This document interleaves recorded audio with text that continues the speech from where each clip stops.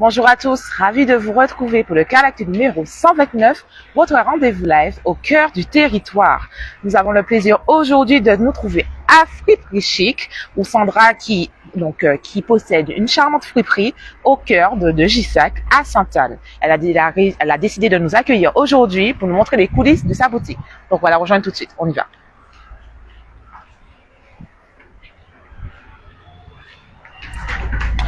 Merci. Bonjour Sandra. Bienvenue Anaëlle, très bien, merci. Merci encore d'avoir accepté d'ouvrir tes portes. Avec plaisir. Avec plaisir.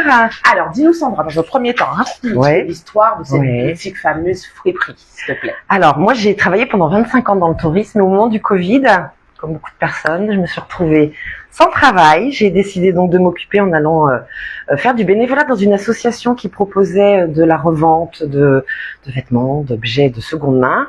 Et de là, j'ai remis l'idée de vouloir développer un peu cette partie seconde main que je trouvais encore peu présente en Guadeloupe et qui, moi, personnellement, me manquait. Donc, j'ai ouvert la boutique il y a maintenant 2 ans. Ah oui, 2 ans. Juillet 2021, tout à fait, ça fait 2 ans. Oui. Et dis-nous, quel type de vêtements tu proposes justement? Alors, il y en a pour tout le monde, c'est-à-dire vraiment pour toute la famille. Beaucoup de femmes, évidemment, sont les plus grosses consommatrices de vêtements. Ça, on le sait. N'est-ce pas? Alors, on a à la fois des pantalons, jeans, des hauts, des robes, des jupes, des shorts, des chaussures. Également tout ce qui est bijoux, bien évidemment, des sacs à main, des foulards, des ceintures. Et également toute une partie qui est réservée aux enfants. Tiens, on va voir. Avec justement une possibilité pour les bébés, puisque je propose même des vêtements pour bébés qui sont à 1 euro pièce. Le rayon pour les filles et pour les garçons, et également un petit rayon homme qui est ici. Donc il y en a vraiment pour toute la famille, que chacun puisse s'habiller vraiment à petit prix. C'est le but de cette boutique.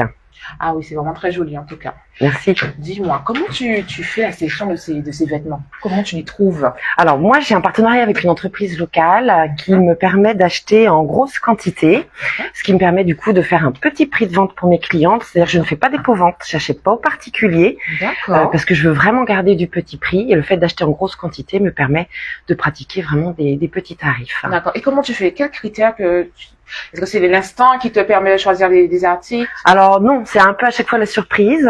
C'est-à-dire je choisis un peu, mais pas vraiment. Je fais une mini sélection, on va dire.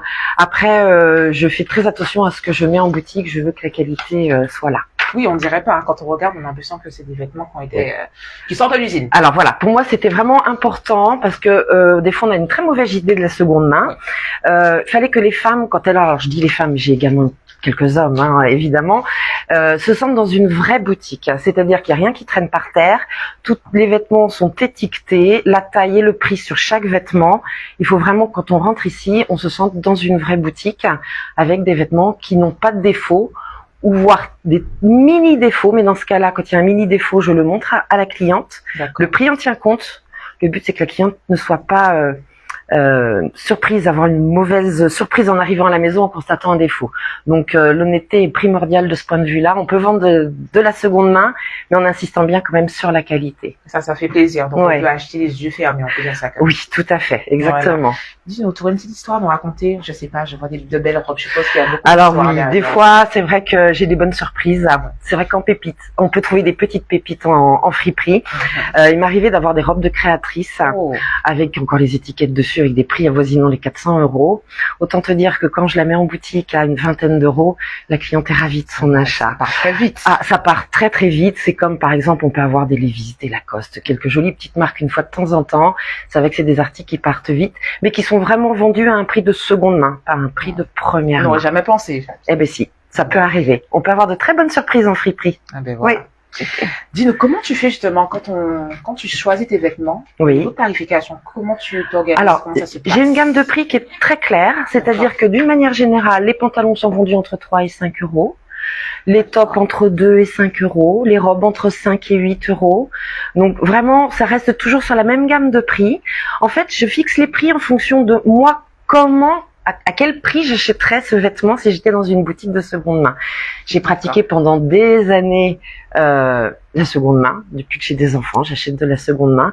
Donc j'ai beaucoup pratiqué les vide-greniers, les brocantes, etc. Donc je fais toujours très attention. Je me dis voilà, à quel prix j'achèterais ce vêtement. Je me mets à la place de la cliente.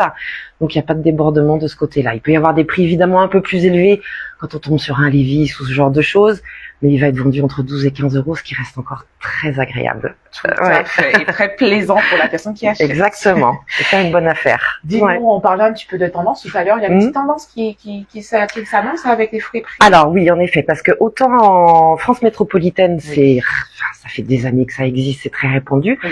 La Guadeloupe a encore un petit peu de retard de ce côté-là. C'est pour ça que j'essaye justement d'y travailler. Et on sent, parce que moi je le vois quand j'ai ouvert, au début il y avait quelques réticences, parfois culturelles, enfin bon. Oui. Et puis je me suis rendu compte que des clientes qui n'avaient jamais acheté de seconde main étaient devenues désormais mes meilleures clientes. Elles ont compris le non-intérêt d'acheter du neuf, notamment pour des enfants qui grandissent tellement vite, qu'ils n'ont pas le temps de les porter, à peine le temps de les porter, pas les abîmer, il faut déjà les changer. Exactement. Donc, non, la tendance est bonne. On sent qu'il y a une prise de conscience économique, évidemment, mais aussi écologique. Et ça, c'est un point qui me tient particulièrement à cœur. Justement, cette écologie que tu as dans le cœur. Comment tu le partages avec les clients? Alors, c'est vrai que j'explique toujours que, un exemple tout simple, pour fabriquer un t-shirt en coton basique, il faut environ 2000 litres d'eau. On n'en a pas forcément conscience quand on achète un vêtement. Un jean, c'est entre 5 et 7000 litres d'eau pour le fabriquer. Et là, actuellement, on a toute cette tendance fast fashion, c'est-à-dire produire vite, vendre vite, qui est extrêmement polluante. Il faut savoir que l'industrie textile est plus polluante que l'industrie maritime et aérienne mondiale réunie. Nous avons assez de vêtements sur la planète pour pouvoir habiller tout le monde. Statistiquement, on dit qu'un vêtement, quand on l'achète neuf, on le porte 7 fois dans une vie. C'est trop peu. Donc, on évite de gaspiller. Les petites pièces qui restent toujours au fond du placard. Voilà. Qu'on n'utilise pas. Qui s'abîment souvent dans les placards, en plus, qu'on n'utilise pas. Donc, le but est de remettre au maximum sur le marché, d'avoir vraiment une économie circulaire et non polluante. Ah oui, mais vraiment, tu fais un beau travail en tout cas avec toutes ces propositions que tu fais à tes clientes. Justement, ces clientes, s'ils veulent te retrouver, avoir les petites pépites, comment elles font? Alors, j'ai une page Instagram, la Friperie Chic 971. Oui. J'ai également une page Facebook. Donc, je communique en général 2 fois par semaine en mettant pas mal de photos avec les tailles sous chaque photo pour indiquer une petite partie de ce qui rentre en boutique, même si tout n'est pas pris en photo. J'organise régulièrement, justement, je mets sur ces pages professionnelles les événements à venir, à savoir que là, courant septembre, il va y avoir un déstockage de vêtements femmes avec des centaines d'articles à 1 euro seulement.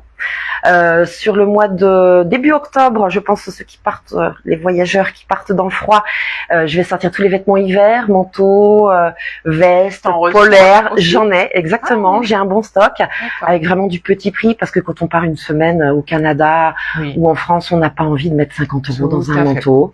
Donc ça, c'est important aussi. Sous le courant du mois de novembre, il va y avoir un déstockage des vêtements enfants, qui seront à 50 centimes pièce. Et 2 fois par an, ce sera également au mois de novembre, un déstockage des pantalons femmes, que ce soit les pantalons de toile ou jeans, qui passe à 2 euros uniquement le pantalon pendant une dizaine de jours. C'est de bonnes affaires. Et au début décembre, pour préparer les fêtes, j'ai également un joli stock de vêtements de fête, paillettes, robes de soirée, etc., qui seront à tout petit prix disponibles dans la boutique. En tout cas, c'est très intéressant, très joli ce que tu proposes. Je pense encore que ceux qui nous regardent aujourd'hui vont passer à ta boutique. Avec plaisir. Aujourd'hui même. Je serais ravie de les accueillir. Mais en tout cas, merci Sandra. Merci Anaëlle. Et on va poursuivre. À très bientôt. Merci, à bientôt. Au revoir. Nous, on poursuit tout de suite avec la une du jour que je vous présente juste ici, qui concerne la déchetterie qui s'installe au Gauzet à nouveau. Donc, ce sera ce samedi 9 septembre au parking du Palais des Sports du Gauzet de 7h à 13h. Comme vous le savez déjà peut-être, vous pouvez déposer vos déchets dans les catégories suivantes. Donc, les mobiliers, donc les déchets d'équipements électriques et électroniques, la ferraille, encombrants, déchets verts, piles, lampes, huile alimentaire. Profitez également des animations sur place, donc les ateliers de réparation de petits appareils ménagers, sensibilisation au compostage et différentes filières de tri. La ville du Gauzet est bien entendu toujours fière de s'associer avec ces nouvelles pour cette journée. On passe tout de suite aux infos pratiques. L'info pratique du jour concerne donc dans le cadre du partenariat avec le syndicat mixte des transports, donc la SMT, la communauté d'agglomération La Riviera du Levant vous invite à participer à l'enquête en ligne de la SMT pour l'élaboration du futur réseau unique de mobilité, intégrant donc les transports collectifs, routiers et maritimes, les transports actifs, donc vélo, marche à pied et les transports partagés. Le lien du formulaire est disponible sur la page de la Riviera du Levant. On vous invite tout de suite à y participer. On va poursuivre tout de suite avec l'agenda du jour, avec donc le rendez-vous pour le tennis club de Montauban au Gosier qui vous invite ce samedi 9 septembre, donc demain, à une journée porte ouverte de 9h à midi et de 14h à 16h. Donc au programme, découverte du tennis, mini-tennis, touche tennis, parcours sportif, animation, parents et enfants. Vous pouvez les contacter si vous le souhaitez au 05 90 84 72 49 ou envoyer un mail à tcmontauban971@gmail.com. On poursuit tout de suite avec le nouvel agenda, c'est le retour du bus France Service. Donc aujourd'hui, si vous souhaitez de l'aide dans vos démarches, on vous donne rendez-vous à Saint-François. Les agents du bus France Service vous accueillent donc au foyer rural à Desvarieux. Et on finit avec le dernier agenda du jour qui concerne donc le carrefour des associations qui est à Sainte-Anne. Donc c'est aussi donc la rentrée des associations, comme je viens de vous le dire, après 2 ans d'une version numérique, la ville de Sainte-Anne, en partenariat avec la Riviera du Levant, est heureuse de vous annoncer le retour du carrefour des associations dans son format présentiel. Le thème de cette édition est l'emploi associatif en partenariat avec la DLA, donc dispositif local d'accompagnement de la Guadeloupe. Rendez-vous donc demain également, beaucoup de rendez-vous demain, de 9h à 17h au complexe sportif Hector Grandmont qui se trouve au quartier de French. Au programme, des stands d'information, donc ateliers, bic à parole, balades en charrette, animation, démonstration et bien d'autres choses. Bien entendu, l'entrée est libre et gratuite pour tous. Voilà, c'est tout pour l'agenda du jour et pour le quart d'actu. On se donne très vite rendez-vous sur notre site de la Riviera du Levant. Bye bye.